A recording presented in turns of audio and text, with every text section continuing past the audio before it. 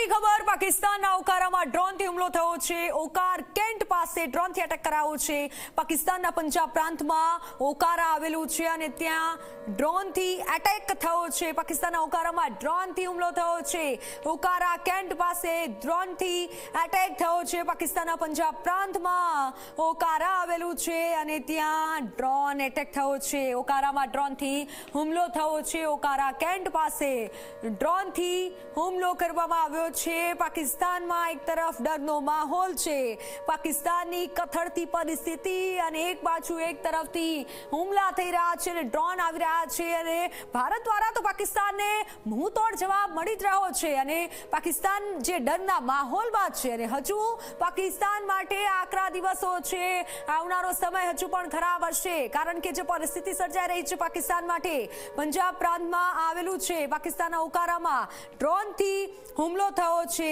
ઓકારા cantt પાસે ડ્રોનથી attack કરાયો છે। ઓકારામાં જે ડ્રોનથી હુમલો થયો છે તે ખબર સામે આવી રહી છે અને સાથે પાકિસ્તાન તરફથી જે નિર્ણયો લેવાયા અને અમુક જે હુમલા થયા હતા તેનો જવાબ તો ભારત આપી જ રહ્યું છે।